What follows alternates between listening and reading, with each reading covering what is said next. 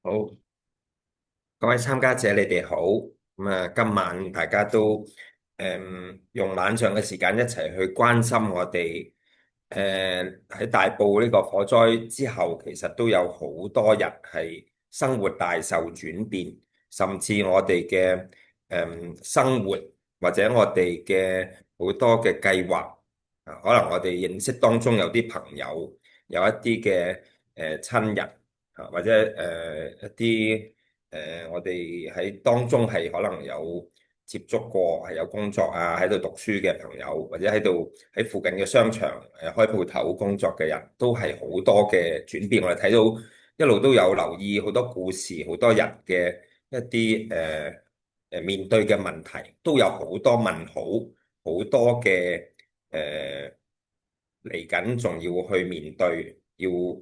去努力嘅地方，咁所以我哋一齊作為香港廣大市民，我哋一齊去關心支持佢哋嘅同時，點樣去小心我哋同佢哋嘅相處或者支援嘅過程裏邊，我哋避免作出任何一啲可能令佢哋唔舒服、難受，或者係一啲我哋講係二次創傷。最近我聽見有啲人話去揾屋去租啊。但係就有啲業主好似唔歡迎佢哋嚇，即係講一啲説話好傷害佢哋嘅。咁呢啲就係一啲例子，我哋有心無意都可能會要避忌一啲嘅嚇。咁我有一個 PowerPoint 嘅，咁咧就我都會一路講一路大家睇，希望可以盡量喺呢個1小時嘅時間，可以大家爭取可以多啲去吸收或者去分享，去知道而家我哋心理學啊，或者精神學，或者我哋現代嗰個社會啊，發生好多。譬如早幾年我哋香港有一個好大，或者全世界都有呢個新冠嘅疫情，其實好多人都喺抗疫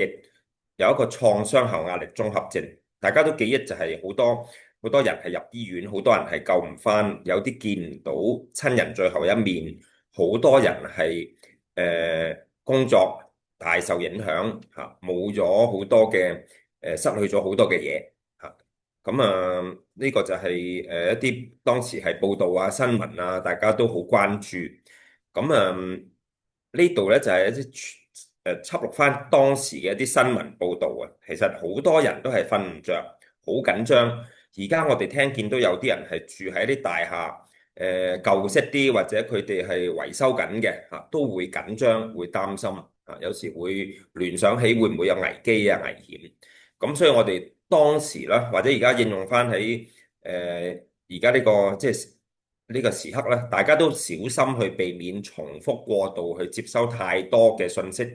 特別而家更加越嚟越多人係用手提啊、網上平台嚇。我哋希望就係如果有一啲係，我諗相信大家都有時睇翻啲新聞啊報導，都好難避免完全睇唔到嗰個一啲資訊嚇，或者睇到嗰場火或者啲大廈嗰啲影像啊，大家都記憶猶新嚇。我哋希望盡量小心，唔好太多呢啲好深刻或者好具體或者係好令人係太多聯想嘅一啲圖像啊、畫像，甚至係一啲片段嚇。所以有時我哋講係文字可能會冇咁觸動到我哋啲回憶啊嚇。咁我哋講翻其實呢段時間，無論係救火嘅消防員去調查嘅警員，或者我哋嘅所有災民，或者係當時受災嘅人咧，其實都身體係大受嗰個影響。我哋講緊係一啲壓力荷爾蒙係分泌得特別多咧，就會有一啲叫做交感神經過度活躍，或者呢啲叫壓力反應。大家睇到其實好多人可能會身體都唔覺係會受影響，有啲人胃出血、胃痛，有啲人身體係血壓高咗，或者係唔夠瞓大腦記憶都差咗等等啊，或者多咗一啲大小毛病啊。咁我哋相信咧，即係一個大嘅疫情，一個災難，甚至我哋每個人生活裏邊遇到好多嘅壓力，如果唔去處理，都會出現一啲身心嘅問題。即係可能係一個壓力、一件事件、一個問題，令到我哋瞓唔着，令到我哋心跳加快、血壓升高，或者係免疫系統、一啲嗰個內分泌系統都會大受影響嘅。咁喺我哋嘅醫學上咧，原來有一種狀況就係長期壓力咧，呢度睇到一個腦細胞嘅切片即係放大到好多倍㗎啦原來長期壓力橙色嗰幅圖，長期壓力我哋嘅皮質醇 cortisol 太上升太高嘅時候咧，原來會損耗個腦嘅。就好似一架跑車，你踩油踩得太多，開得太快咧，啲零件啊，架車嗰啲機件係會容易損耗同埋壞嘅。大家睇到嗰個腦細胞係縮咗水嘅原來會差咗，會冇咁健康，會萎縮咗。咁所以好唔少人咧係唔夠瞓、創傷、壓力後都會記性下降，或者大腦嘅能力可能會。平時諗嘢好快，而家可能左諗右諗，猶豫不決，或者諗嘢係唔集中，或者甚至係冇咁精明，做錯決定咁所以我哋開始見到有一啲人咧，就可能係受災或者係生活受影響嘅人，都會因為一啲嘅呢啲咁嘅大腦嘅轉變，可能佢哋嘅行為啊、思維啊。甚至呢度講啊，可能會出現一啲心理問題，包括係抑鬱啊、焦慮、失眠。頭先講嗰啲身體出現嘅問題，最常見就係胃出血啊、肚痛啊、頭痛啊呢啲啦嚇。甚至有啲人咧就會係開始演變咧，就係脾氣大咗、嗌交，影響到婚姻關係、親子關係，甚至已經係冇嗰個動力去返工返學，開始生活會扭轉，或者會向下行呢度講就係失去信念。我哋都見唔少人係如果冇風無浪嘅時候，一個家庭都好健康去生活，但係好似呢啲咁嘅災難發生，或者係一啲好大嘅衝擊我哋見有時譬如有啲家人離世或者變咗單親家庭，都會出現一啲問題係類同嘅。咁所以其實我哋今次係大家關心大埔火災嘅之後嘅心理問題點樣去調適，其實都間接我哋都理解原來長期壓力或者長期焦慮嗰個嘅後遺症或者影響。咁講到呢度，其實我哋講翻點解我哋嘅身體有皮質醇，點解有交感神經，點解有神經系統，點解有呢啲叫做壓力反應？其實可能上天或者大自然俾我哋，無論係人類動物都係識得緊張，識得逃跑你見到火，你會驚，會識得去開始睇下。聽下又係咪有危險啊？甚至你要開始走出去要逃跑等於一隻小動物見到一隻獅子喺附近，開始會唔食嘢住豎起對耳朵，開始去瞳孔放大，心跳加快血壓飆升，跟住就跑噶啦，要逃離現場噶啦。原來我哋識得緊張，識得驚，識得去擔心，其實係一個正常不過嘅反應，但係好多時就係尤其是好似一個災難之後我舉例，譬如一個地震或者海嘯嘅災難，突然間有啲嘢震一震，或者風吹草動，你都覺得係咪又有餘震咁樣咁就好弊噶啦！你成日以為有餘震，成日個危險會翻轉頭，或者係冇事幹都會覺得係周身唔舒服身體可能會有警號，就係原來當一個人呢，頭先講好似啲小動物見到一隻獅子猛獸咁呢，可能會心跳，會血壓飆升，開始呼吸加快，甚至個消化系統因為我哋生物學就係消化系統會暫停休息，留翻啲血液去翻啲手腳嗰度、肌肉嗰度跑得快啲，所以會難胃部開始可能會唔消化，就會會有啲作嘔啊，或者係個人咧已經係去到一個作戰狀態，心跳手震、飆汗、呼吸加快。咁如果你想象，如果一架跑車不斷成日或者日日都係咁樣踩油呢，就好快會壞或者消耗或者會老化噶啦。原來我哋嘅身體同一架機器一架跑車都係差唔多，原來長期壓力會導致呢個自律神經過度刺激咧，就會好似一啲焦慮症嘅情況，就會個人係好似係停唔到落嚟，同埋好亢奮，同埋會好緊張，會好繃緊扯到行晒，包括我哋嘅身體各個器官甚至肌肉會好緊張。咁當然就會瞓得唔好，同埋甚至會好緊張，會發脾氣嘅嚇。咁其實我哋做心理學、社會學研究，我哋都知道喺天災人禍、地震、海嘯、火災呢啲事件，其實都係好常見，或者戰亂都會有好多人係受災啊。今次嘅受災都有成2000個家庭，有啲係直接係失去咗親人，有啲係可能失去咗財物，或者係失去咗好多機會。我最近睇新聞就話有啲同學就係諗住要去報學，小學生去報學校喎，都揾都有個困難，就係啲成績表啊，啲過去啲歷史全部冇晒，電腦都冇晒，有啲嘢根本抄唔到咧，都好多嘢係原來大受影響嚇。咁原來呢啲事情我哋剛才講就係如果長期壓力會導致焦慮症，亦都特別係一啲天災人禍呢啲咁嘅突如其來嘅衝擊咧，係會身體個反應係特別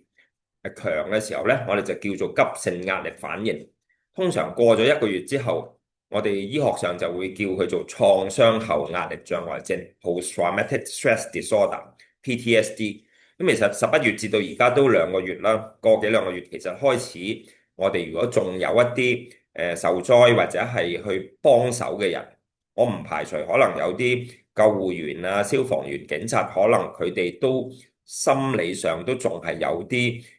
焦慮啊、一啲陰影咧。其實佢哋都有輕微嘅創傷後壓力綜合症嘅嚇。咁所以呢啲我哋都要留意，關心身邊嘅人，因為嗰個數字都頗多嘅，去到雙位數嘅。特別係一啲我哋講係交通意外啊、被性侵嘅或係人啊，或者係長期虐待嘅小朋友啊，或者一啲受傷啊、天災人禍啊等等呢啲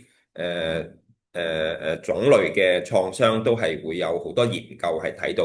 有唔少嘅人係會，雖然佢哋受過甚至係受過嚴格訓練，好似消防員、警察，甚至呢度講係當兵嘅好多叫做退伍軍人，都翻到嚟咧，仲會成日諗起戰爭時候嗰啲嘅回憶記憶，可能係少少嘅一啲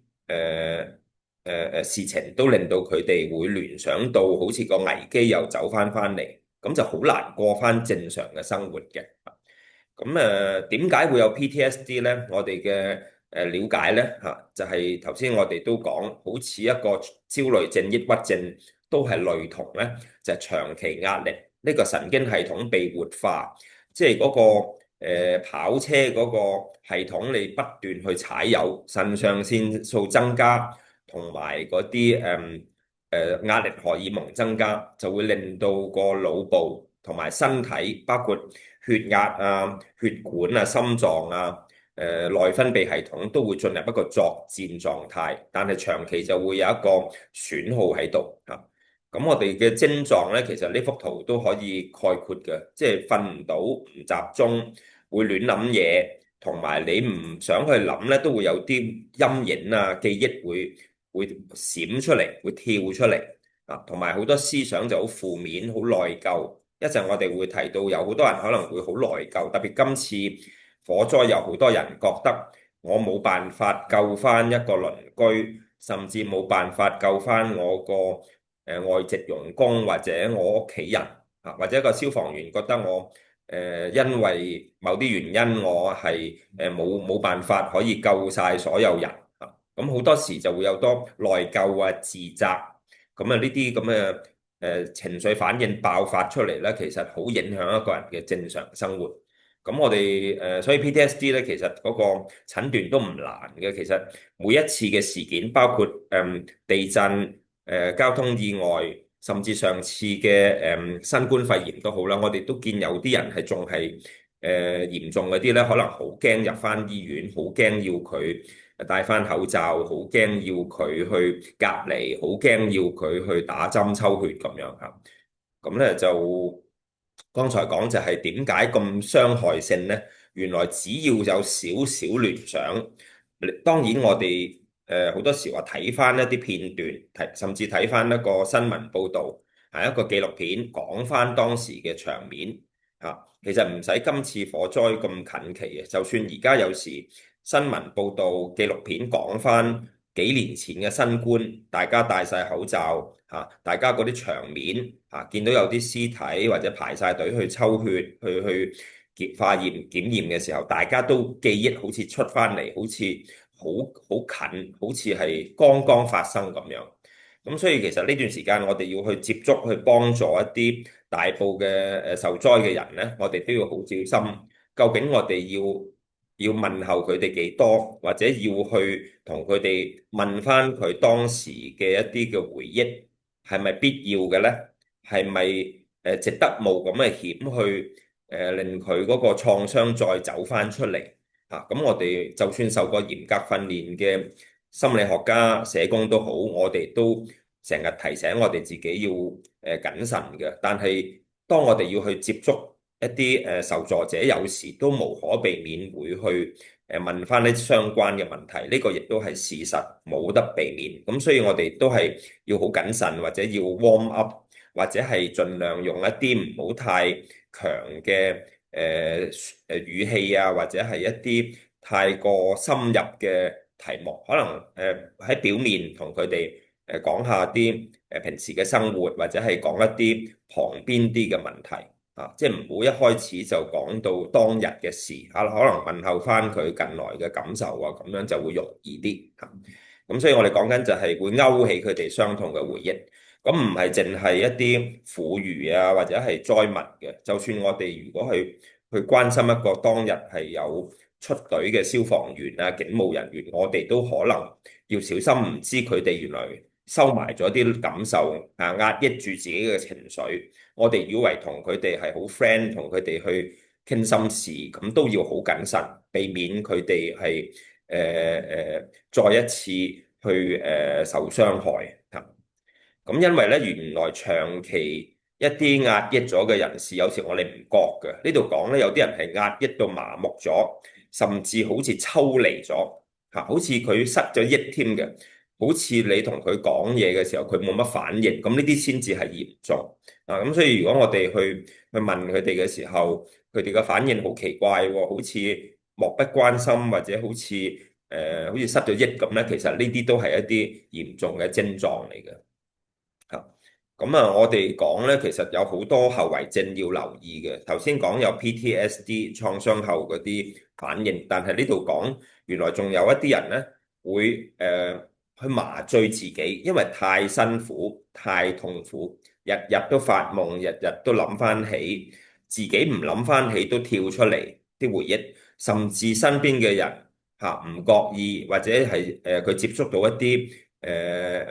唔想去睇新聞，但係掃下掃下啊，或者係睇下啲社交平台又跳出嚟咧，其實呢啲都好影響，咁就需要麻醉自己，因為佢太清醒、太面對現實嘅時候，可能佢冇辦法承受咧，有啲人就會麻醉自己。呢度講有啲人可能食翻煙、飲翻酒，甚至接觸毒品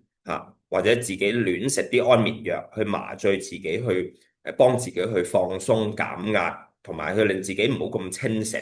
咁所以有啲人咧就變咗酗酒嘅我哋見好多退伍軍人翻嚟都變咗酒鬼嘅，飲好多酒去酒吧，買好多酒去日日去飲到自己係唔清醒咁樣嘅嚇。咁當然我哋見有啲人會行為轉變，同埋甚至出現一個嚴重嘅抑鬱，甚至有自殘自殺嘅行為。佢冇辦法去面對以後往後嘅人生，冇辦法諗到有一個對前途有希望嚇。而家我哋都好擔心嘅，有啲人係雖然而家好似事情咧都有支援，好多嘢都穩定咗落嚟。但係仲有好多事情，頭先我哋講佢將來嘅工作啊，仔女嘅升學啊，或者係佢間屋啊，究竟會點樣賠償，或者係點樣安置呢？其實好多嘢呢，如果佢樣樣都加埋係諗埋一邊，或者係消極咗佢諗法呢，都會個人係承受唔到，會放棄或者抑鬱同埋自殺嘅嚇。咁我哋轉一轉少少話題，就係我哋而家喺呢個時候要去關心呢班嘅朋友，我哋可能要留意係一啲我哋嘅階段，唔同嘅階段可能會有唔同嘅情緒反應嚇。咁啊，其實如果有參加上次嘅朋友都聽過我哋講係有一啲唔同嘅階段，無論係一個最常見嚇，醫生同我哋講嚇，有一個癌症出現嚇，甚至有一個絕症嚇，一個好難醫嘅病嚇，或者要要坐輪椅咁樣嚇，究竟係個心理階段、心理反應有咩階段呢？咁呢度講有大體上咧，好多學者都好認同嘅，就係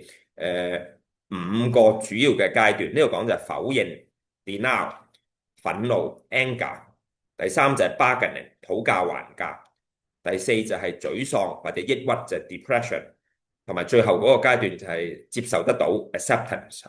咁呢幾個階段其實就當然唔係每一個階段都會好明顯出現，亦都唔一定係順住次序嚇，但係大體上都係常見嘅嚇。呢五個階段就會問一啲問題嘅當事人嚇，或者會有一啲諗法嘅嚇。即係否定就係醫生點解我會有 cancer？冇可能嘅嚇，我咁健康，我平時都唔飲酒食煙嚇，否定嘅，即係可能會嘥晒啲時間喺度唔去接受嚇，唔去相信嚇，喺度係一個好我哋叫好原始或者好本能去否定嚇，人哋講佢都唔信嘅嚇。第二就係 anger 嚇，即係我唔公平嚇，我冇做錯嚇，即係點解咁樣對我嚇？會好嬲，甚至會有過激嘅行為，可能會佢唔係集中佢嘅精力去處理問題，反而係仲喺度嗌交啊、對立啊，或者係喺度雞蛋去挑骨頭啊，去發泄佢壓抑咗嗰啲憤怒嘅情緒。咁所以其實我哋去幫有關嘅人呢，其實都要明白佢哋有好多心裏邊嘅難受啊、憤怒都未容易表達或者平復呢，我哋都要接納或者理解佢哋。第三就係討價還價 （bargaining）。嗱，即係佢會去拗，佢會去左諗右諗，去諗千方百計，希望去否定或者係唔去一步一步去盡快去處理，但係可能喺中間有啲地方係因為佢討價還價就棘住咗，係浪費咗寶貴嘅時間或者機會嚇。最慘有啲人咧就係去到一個地步咧，已經無能為力，已經放棄，已經係好似撇咗咁樣，就係好沮喪啊！乜都唔想再拗，乜都唔想再去諗，就好抑鬱。咁喺呢個階段，有啲人可能會選擇去放棄生命啊、自殺咁嘅嚇。最後就開始接受啦，或者復原到啦，或者係可以進入一個階段，就係我去面對落去啦。咁所以可能有好多心態、好多問題，可能你留意下當事人呢，可能你會睇得出佢原來仲喺呢個 denial 喎，否定期喎嚇，即係好似仲喺度唔相信、唔接受嚇。其實今次咧都當局咧都係幾日內都做晒好多嘅調查跟進啊，去清理現場，都知道好多有啲人生還，有啲人係原來係已經係離世咁樣，其實都好短咗嗰個否定期。我哋幻想有好多事情其實係嗰個否定期好長嘅嚇，譬如話一隻飛機嚇揾唔到嗰個殘骸嚇，原來唔知道嗰啲裏邊嗰啲乘客究竟生死未卜嚇。之前都有一單就係架飛機失事，但係唔見咗，好多家人都有幻想或者都放唔低，就係我嘅親人仲在世嘅嚇，否定嘅，或者呢單新聞係假嘅嚇，或者係原來有陰謀論咁樣嘅嚇。呢個否定期其實如果影響到啲家人或者係當事人去面對，咁就其實係我哋希望可以都理解佢哋係要多啲資訊，或者佢都要盡快離開呢個否定期，否則就乜嘢都唔會喐動到去進行去解決㗎啦。憤怒期其實而家我相信仲有好多人好憤怒期，因為確實而家有好多問號，有好多事情都未去審訊，或者係進入咗司法程序嚇，好多問號，或者有好多人會期望就係公義可以伸張，咁所以好多人都會有一段好長嘅憤怒期啊。可能對象可能係唔係正確嘅，可能佢對某啲人係針對咗某啲人，可能係無辜嘅人，佢好憤怒，或者甚至我哋去幫佢嘅人，佢可能我哋覺得我哋都係有份，或者我哋其實都係去履行職責，其實你哋唔係真心去幫我啊，你只不過係敷衍我哋，有時憤怒咗，可能我哋都唔知點解，但係我哋希望多一份體諒包容，就係佢哋確實係好憤怒嘅嚇。第三就係有啲人係不斷去提出一啲反建議，而係討價還價，但係唔係健康嘅，即係可能佢俾出嚟嗰個意見係根本係唔可行或者係冇意思嘅，但係就喺度嘥咗時間討價還價。咁但係呢個都係我哋有時係接納佢哋，係佢哋喺呢個關口未過到啊。咁但係亦都冇意義嘅，你不斷討價還價，其實唔係一啲好理性嘅做法嘅時候，唔係真正去解決問題咧，就浪費時間。咁所以我哋都希望佢哋快啲去進入一個即係接受期啦嚇。咁有啲人進入咗一個好情緒低落啊、抑鬱嘅期，或者好多思想係好負面嘅，即係點解我咁失敗，我救唔到多個人，或者我當時點解唔一早就移民嚇？點解我仲要留喺呢一度？或者點解我之前諗住搬早啲搬咗咪冇事咯嚇？咁所以越諗就越悲觀。通常我哋醫學上或者精神科學咧，一個人咧悲觀、消極、負面咧，如果我哋唔去作出去支援、去幫助佢哋咧，就好似一個人跌緊落一個井口咁，因為越跌越深噶啦，因為佢每一個嘅思想都係更加負面啊，越跌越深，越抑鬱就越負面，佢嘅思想就變得越嚟越嚴重嚇。咁所以我哋其中一種治療就係我哋叫 CBT，就係認知行為治療，就係希望咧喺一啲有抑鬱症嘅人士咧，就盡量去幫佢喺思想上，唔係喺藥物上嚇，或者唔係喺現實上，而係思想上去幫佢正面啲去諗法嚇。即係譬如話而家係冇咗間屋都好啦，原來仲有工作能力，仲可以揾翻錢，希望將來仲有好嘅生活去過。即係我哋提醒佢，雖然冇咗間屋，但係唔好淨係睇冇咗間屋嚇，你都算係比較幸運，就係仲有生命、有健康，仲有工作能力，仲有份工。咁如果你調翻轉唔係咁諗呢，佢淨係諗我辛辛苦苦儲嘅錢冇晒，可能佢淨係諗負面呢，越諗就越負面㗎啦。咁所以抑鬱就係咁嚟嘅。咁我哋當然大部分人都會慢慢假以時日，或者一段日子之後就會進入一個 acceptance 接受期。接受期嘅好處就係慢慢佢會冷靜理性同埋有邏輯咁去一步一步去尋找翻比較正常，繼續去努力去生活嘅一個步伐嚇，而唔係仲係糾纏喺憤怒啊，或者喺度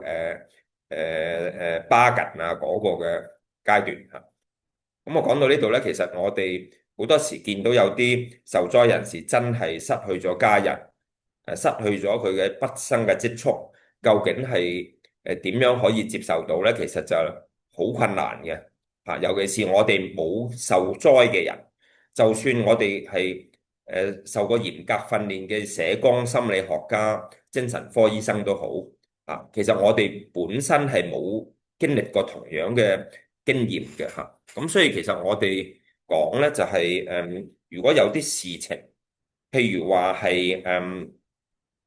種 cancer 嚇，有癌症，如果我哋真係能夠揾翻一啲癌症嘅康復者去開解翻一啲癌症患者咧，嗰個說服力永遠都係高啲嘅。我哋叫過來人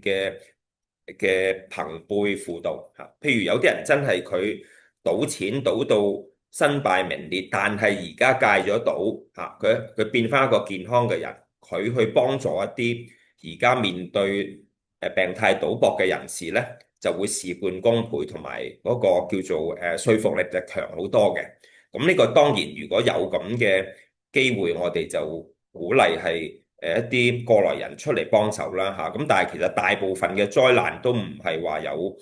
大家都有經驗嘅嚇，即係係嘛？即係我哋幫助地震嘅人，唔代表我哋都經歷過地震，但係我哋只要有好似呢度咁講，我哋掌握到一啲基本嘅技巧原則，其實都唔會太困難，或者乜都做唔到，起碼都可以好似呢度咁講啊！呢我哋好多人聽過嘅3個T 嘅原則，就係 talk，即係俾佢傾，大家去説話、對話、溝通交流。第二就係俾佢去表達情緒，包括俾佢喊 tears，俾佢去流淚，俾佢去表達佢應有嘅情緒鼓勵，甚至鼓勵佢喊，俾埋紙巾同佢講可以喊嘅或者可以你去發泄下你啲情緒嘅第三就係無論我哋做幾多嘢，有時個步伐頭先講就5個階段，大家都記得㗎啦咁就要時間，同埋我哋唔急得嘅我哋見有一啲哀傷咧係永遠都哀傷嘅，唔知大家有冇接觸過呢啲咁嘅個案？其實我哋講嗱幻想啦，如果養隻狗仔，隻狗仔10幾歲死咗，好多主人都好傷心，好記掛，甚至養過一隻新嘅狗，有時都會諗翻起，好掛住以前嘅狗仔一啲好可愛嘅小動物。咁我哋可以幻想喎，如果係一啲家長佢哋嘅兒女係離世，某啲原因做家長嘅呢，其實我哋嘅以往嘅經驗就好難去平復嘅。無論你要幾多治療、幾多關心、幾多輔導，甚至幾長嘅時間、幾十年都平復唔到啊！呢個就係其中一個我哋覺得最難嘅哀傷，就係父母失去仔女嘅哀傷。咁當然係唔同嘅程度啦有啲家長可能會覺得譬如有啲個案，我哋覺得係可能係容易啲嘅，譬如話都未見過個 BB 出世已經係即係早產嗰啲，可能會相對可能冇容易啲去平復到嘅。但係我哋講緊，譬如話特別係家長有責任嘅，我哋試過一啲就好似今次咁火災佢走咗，但係小朋友走唔到，我哋相信肯定嗰個哀傷係非常之難去平復呢個都可以預計之內。咁但係就無論點都好，都要俾時間、俾機會去幫佢哋去輔導，希望盡量將個哀傷個程度去縮小同埋減低，唔好對日往後嘅人生，甚至佢嘅生活係太多嘅打擊咁每個哀傷嘅經歷都係獨特，所以今次我哋嘅事件都睇到2000個家庭，一定有2000個故事。甚至每個家庭成員都有唔同嘅心態，都好多可能性，我哋唔能夠完全可以預計到咁但係重點就係每個人都好獨特，佢哋嘅需要可能好唔同，所以我哋每個去關心佢哋嘅人，我哋嘅朋友都要好謹慎小心，盡量去俾佢哋去講出佢哋嘅心聲去了解多啲，聽多啲先，唔好太快就去。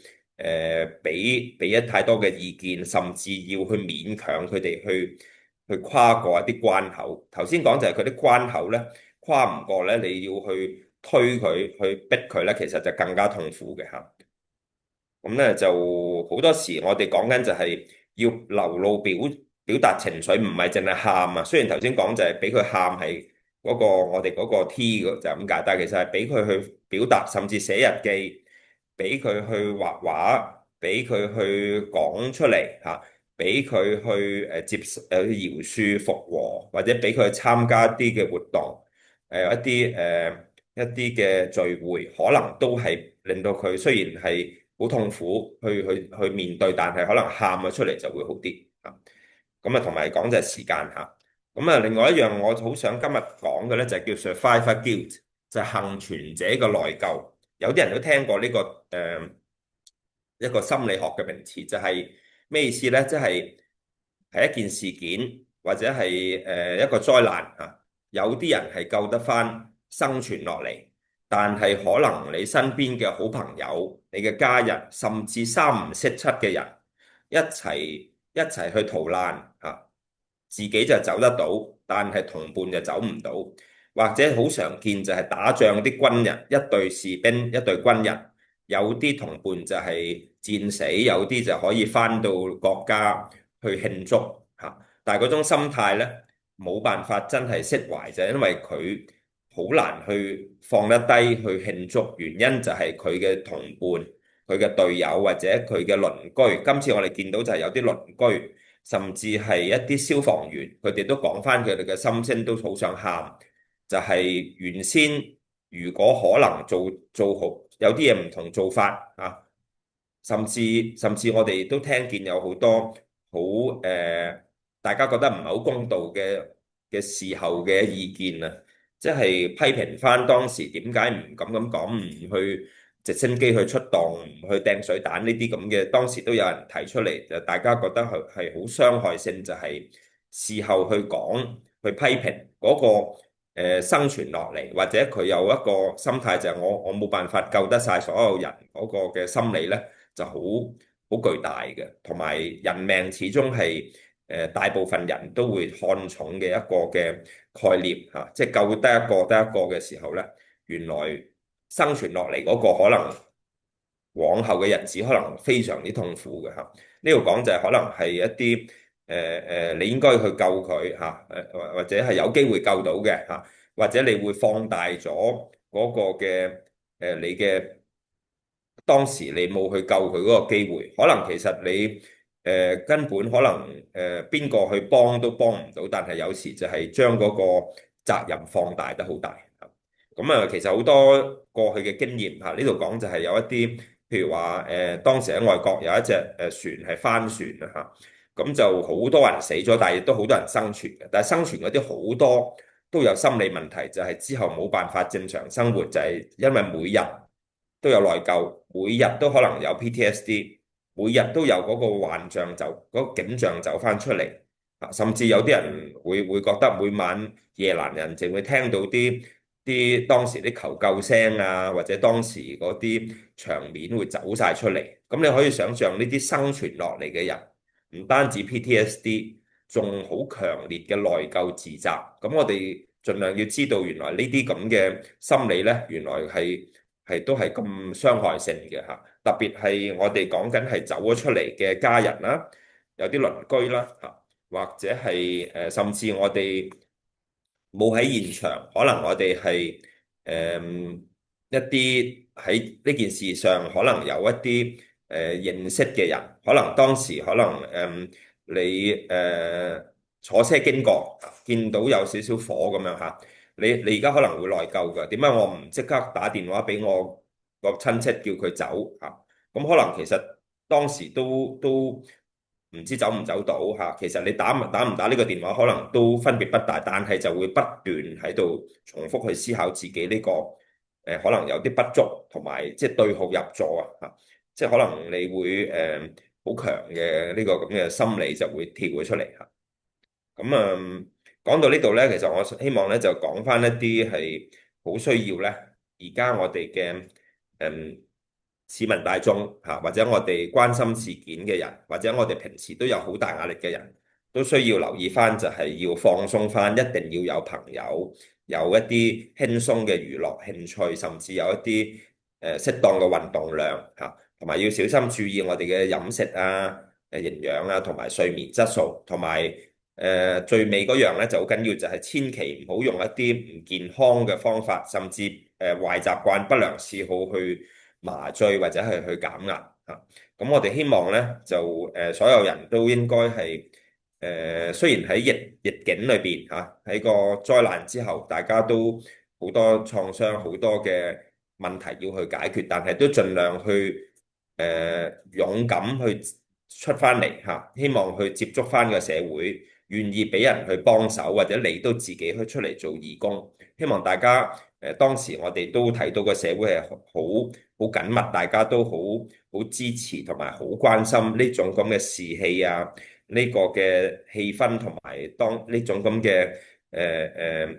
互助嘅精神咧，希望可以延續落去啊！咁好多人而家都係受到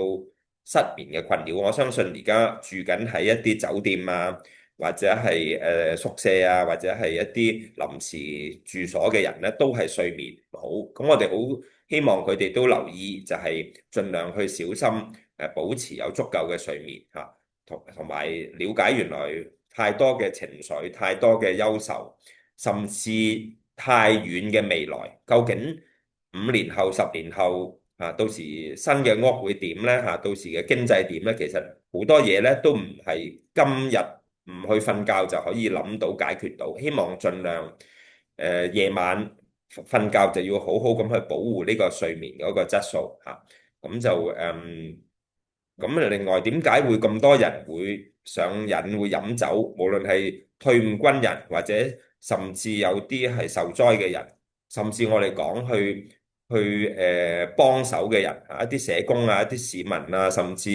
紀律部隊會唔會因為佢壓力好大，又冇好嘅渠道去減壓，甚至會沉迷咗喺一啲飲酒啊、食煙啊、吸毒啊呢啲咁嘅行為上面嚇？咁我哋發覺原來現代社會都好多人係沉迷咗喺毒品啊、煙酒啊，或者係賭錢啊。等等呢啲咁嘅不良嗜好嘅，咁我哋要好小心啦嚇。咁我講到呢一度，我就諗睇下可能有冇一啲會大家想誒可以討論下嘅嚇，係啦係啦，可以。咁啊，頭先啊，廖醫生你都講咗好多，即係好實在而家大家都面對緊嘅一啲嘅狀況啦。咁喺過去呢2個月嘅時間咧，其實我哋都有條專線咧，就係即係想支援一啲前線救援人員啦。咁喺裏邊咧，其實我哋都有接觸到一啲嘅市民咧，其實佢哋都係喺事件發生之後咧，去到現場去做好多嘅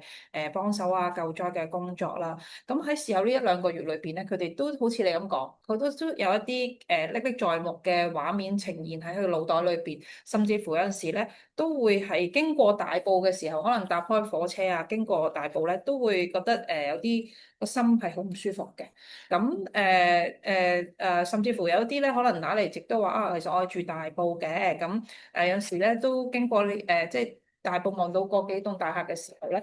都不其然咧個心裏邊都係好悲傷。咁佢哋都會諗啊，究竟需唔需要搬嚟呢個地方咧？嚇，點樣去面對呢一個曾經咁熟悉，令到佢覺得好有安全感嘅一個地方咧？咁你哋可唔可以都解答下大家應該點樣嘅心態去面對咧？嗯，頭先我都喺開頭嘅時候講，其實過去嘅災難啊，無論係911，無論係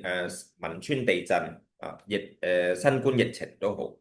啊，或者日本3·11大戰，我哋好多時睇嗰個新聞啊、報導啊，太過貼身、太過密切、太過重複，我哋所有人都出現咗一啲陰影啊，即係好多時係會個陰影強咧，我哋好少嘅觸動啊！你就算唔使睇新聞報導，睇一張圖片或者人哋講起呢個題目，已經好似好即刻會着晒燈，即刻會可能好緊張或者心情大受影響，冇辦法專心做嘢，因為你俾呢件事情或者相關嘅一啲嘅細節好觸動。咁我相信有人搭車經過或者睇翻當時嘅場面，甚至係一啲圖片啦，都一定有反應，呢個都正常嘅嚇。我自己睇到接觸翻咧，其實都會即刻有一啲聯想回憶，或者會提醒自己啊，我而家都唔係必須要接受要睇呢個呢啲內容細節，我繼續專心做我手頭做緊嘅嘢，或者我享受緊嘅時間嚇。所以我哋冇乜必要，或者唔係好真係幫到手，係真係要參與嘅時候，我哋都唔好似用一個好似去好奇啊，或者娛樂嘅心態去睇下啊發生緊咩事，去好似放太多時間精神去去接收太多嘅信息啊，除非你係已經係有心理準備去幫手去做義工，或者你係工作人員，咁呢個我諗呢，就你都有責任去接觸去參與，但係你一定要好似呢幅圖，我哋講要平衡翻，要揾朋友傾訴，要減壓，有家庭生活，有足夠睡眠，否則呢，你都唔適合去太過投入去咁壓力咁大嘅環境。咁所以其實唔係每個人可以適合做消防員、警務人員、救護員、社工、心理學家，呢個絕對唔係每個人都一定係適合嘅。咁所以我哋都要知道自己嘅能力，照顧好自己，先至去有能力去幫人嘅。其實每個人都有自己嘅限制，都要好識得去保護翻自己。咁另外亦都咧，都遇到一啲嘅市民啦，可能佢都有講開咧，就係話其實呢一段年尾年頭嘅時間咧，其實有多大時大節嘅大節日啦，嚇。成個社會嘅氣氛咧，其實都係好悲傷啦。咁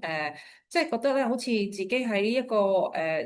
即係時間裏邊咧嚇，如果可能遇到一啲新年啊，或者係聖誕節嘅時候啊，一個好大家團圓嘅日子裏邊咧，佢唔識得點樣個心態去面對啦嚇。有啲普遍嘅市民就覺得可能甚至乎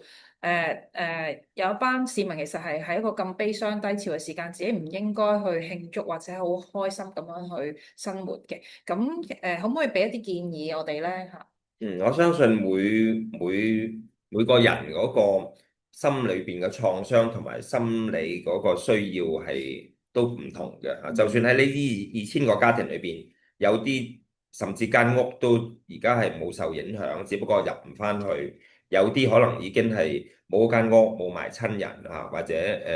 好多嘅問題啊，解決唔到，面對唔到，所以有好多個 spectrum，即係嗰個光譜好闊。我哋都唔適宜一刀切，就話一定佢哋唔可以去慶祝，唔可以去開心，唔可以正常生活，甚至唔可以返工返學。其實而家我哋都鼓勵就係到某一個時間階段咧，都應該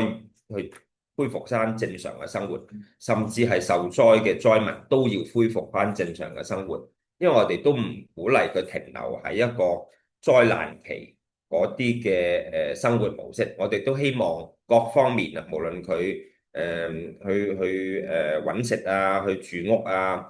社交生活啊，佢嘅人生都應該要繼續。當然可能個軌跡已經唔同咗啦。以前有全部親人齊整，或者以前喺呢間屋喺呢個環境喺呢個地方讀書，而家已經搬咗啦。咁但係我哋都要盡量去繼續去努力去生活。咁嘅情況呢，我哋都唔建議，除非當事人佢冇辦法去慶祝，或者冇辦法去正常去正面生活嘅啫，否則我哋都鼓勵佢繼續慶祝生日，繼續慶祝節日，繼續去見人，繼續去運動，繼續去玩，繼續去同朋友仔同學去開心。因為如果冇咗喜樂，冇咗快樂，冇咗一個正面嘅思想，係冇辦法可以正常生活嘅嚇。咁所以我哋鼓勵就係唔同人可能有唔同嘅 timing。頭先講時間冇得逼嘅，係有啲人時間或者嗰個心理關口仍然係好低潮、好抑鬱。我哋當然唔可以逼佢去笑，逼佢去玩，但係我哋都要觀察佢嗰個過程，希望一步一步去鼓勵佢哋去恢復翻正常嘅生活。多謝你。咁另外可能由近到遠啦，我哋都想問下，我哋都有好多即係在座嘅聽眾，可能都係一啲係助人者嚟嘅，可能喺社工啊，或者可能係一啲輔導員啦。咁頭先都聽到你講到就係話我哋需要俾3T 嚇，即係俾嗰個空間俾佢同嗰個受災嘅人去傾談啦，俾時間佢啦，同埋咧亦都係讓佢有即係流下眼淚啊，去表達佢自己嘅情緒啦。咁喺嗰個即係助人嗰個角色裏邊咧，頭先你亦都講到話唔好咁快去即係講嗰個令到佢可能情緒裏邊係最痛處嘅地方。咁有冇話有啲咩建議係即係個傾談嘅過程裏邊啦，我哋有啲乜嘢嘅手法啊，或者係有啲咩 approach 啊，去可以切入到可以幫多啲嗰個受災嘅人，令到佢可以舒緩得到情緒咧？其實好自然咧，我哋好多時就去關心人咧，就會用一個我係嚟幫你嘅角度或者態度去幫佢。其實呢個咁嘅有高低分別嗰個嘅感覺咧，都係唔舒服嘅。我哋最希望就係真係能夠你能夠坦誠同埋即係願意同埋有一個同理心，即係我都願意去同你感受一齊，你喊我都願意同你一齊喊。或者你想講，我都願意去聽，盡量俾當事人知道我哋係真係有誠意同埋樂意去陪伴去幫助佢哋。無論係一杯水，你俾杯咖啡佢，俾杯奶茶佢，或者係淨係一個舒服嘅時間陪伴佢，無論去散下步，坐喺張凳度，大家去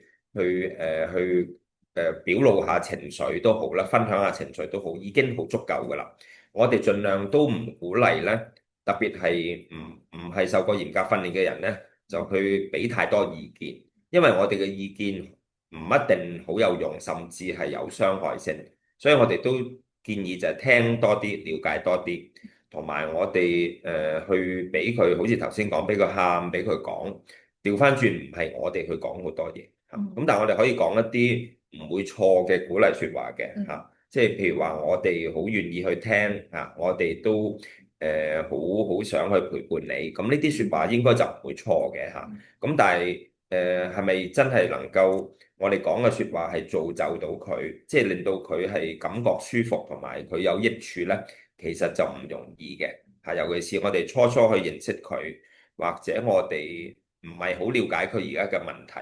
嚇，因為我哋可能去接觸佢嘅時候都唔知原來佢有咁多個問題困擾緊佢嚇，咁所以我哋鼓勵佢講，鼓勵佢表達。甚至佢唔講，我哋都鼓勵佢坐下嚇，飲杯水、飲杯咖啡嚇，遲啲先講。咁我哋都盡量去俾機會佢嚇，甚至佢沉默或者俾機會佢沉默，即係唔緊要㗎，唔講嘢，我哋坐一陣先啦咁樣。提供一個空間俾佢覺得有一個地方可以安放佢嘅情緒，其實都會有一個治愈嘅效果啦。我諗嘅陪伴亦都係一樣啦。咁好多謝你分享到一啲好實在嘅意見啦。咁另外再最後一條問題都想問下，咁頭先你都講到話每個人面對哀傷都係獨特嘅時間，可能每個人都唔同。咁點樣去知道啊？有一個人可能佢哀傷嘅情緒都真係好濃啊，好深入啦，同埋都好長嘅時間，佢需要一啲更加深入嘅支援咧。譬如可能喺精神狀態出現一啲嘅狀況，需要更加去關心咧。其實我作為精神科專科醫生啦，我嘅受助者裏邊都有唔少係有一啲類似嘅問題嘅嚇，即係可能親人離世，甚至佢我有一個朋友就係佢隻貓離世，係佢親手殺咗自己隻貓，佢唔小心隻貓跳咗入去個洗衣機度，佢搞到浸死咗隻貓咁樣啦。咁呢啲佢講出嚟，我都覺得係好難去接受嘅，因為佢嗰個內疚自責係好強啊。咁但係其實都要時間慢慢去恢復正常嘅生活。佢呢啲咁嘅負面情緒或者啲陰影就會慢慢逐個月慢慢會減少，慢慢消失，就好似一個疤痕咁樣，慢慢會越嚟越靚，越嚟越少。但係以後可能都仲有一條好幼嘅疤痕，永遠冇得消滅晒、消除晒。但係可能陪伴佢嘅生命，係一個記憶，但係可能已經慢慢影響唔到佢，甚至佢養翻第二隻貓、第三隻貓啊，慢慢沖淡咗過去一啲嘅負面思想。佢可能有啲時間佢會翻發嘅，可能係某啲大時大節啊。頭先講可能。我都聽見今年嘅聖誕節啊，嚟緊過年都一定有啲人係好傷心嘅嚇，唔係一定今次嘅事件，可能佢嘅親人年年同佢一齊慶祝聖誕，所以佢話每年嘅聖誕都最唔開心，因為冇咗佢嚇。咁所以其實我哋都要尊重呢啲人，我哋唔可以話怪佢啊，你年年都唔出嚟同我哋慶祝聖誕，如果怪佢，佢咪更加受傷害咯。咁我哋都要尊重每個人有自己嘅感受同埋甚至一啲執着啊。只要呢啲執着唔係太傷害性，或者都唔我哋相信佢唔係話令到佢去去到走到絕望啊，或者甚至會自尋短見啊、自殺嘅時候，嗯我哋都能夠去俾一個空間佢去慢慢去克服啊。嗯咁所以我哋頭先講邊啲人係需要我哋及早再去升級，要去佢接受多啲專家或心理學家、精神科醫生嘅幫助，就係開始已經好大脾氣，已經會鬧人、打人，甚至係打老婆或者打仔呢啲嚇。嗯第二就係有自殺傾向，甚至已經係戒手啊，已經寫咗遺書想跳樓啊，想燒炭呢啲，一定要及早去幫佢哋，防止佢哋嘅抑鬱同埋衍生嘅危險會增加。嗯。咁但係通常一啲抑鬱嘅病人咧，即係嗰啲嘅狀況咧，可能佢都未必有一個動機去願意求助喎。作為身邊嘅人，可以點樣同佢去即係鼓勵佢去求助咧？所以正正就係我哋作為家人、親戚、朋友，平時都要培養大家係信任啦，大嗯家都係做到好朋友啦。如果平時大家都唔 friend，大家都漠不關心，而家你先去說服佢咧，大家嘅信任都未必培養得到嘅。咁啊，要佢去真係去求助，其實都談何容易嚇。如果佢唔係好富裕能力許可，佢要排政府醫院，可能都唔係即刻有得睇啊。咁所以有啲人我哋都見，譬如我而家做係私人執業啦嚇，咁其實有啲親人啊朋友真係佢會同佢講嘅嚇，我願意同你分擔你嘅費用嚇，你唔好擔心我撐你，我幫你。咁有時咧就會成為佢一個鼓勵咯。咁啲好實際嘅係啊，幫助咯，同埋即係其實即係睇醫生亦都唔係一定係一個即係好一件壞事啦，亦都係幫佢可以生活過得更好啦。咁今日真係好多謝廖醫生提供咗都好實在嘅意見俾我哋嘅市民啦。咁我哋香港撒瑪利亞防止自殺會咧，其實今個月咧都會有另外一場咧係災後心理重建系列嘅，咁會喺1月30號夜晚8點至到10點鐘嘅時間。咁啊主題咧亦都會係講翻喺壓力度，從壓力到韌性災後兒童心理與行為係點樣回應啦。咁同埋咧就係有一啲嘅專業嘅遊戲治療團隊咧會同我哋講解下突發事故嘅介入同埋處理。咁詳情咧可以睇翻我哋嘅網站啦、Facebook 啦，去到登記翻做一個報名嘅。咁今日嘅時間係咁多。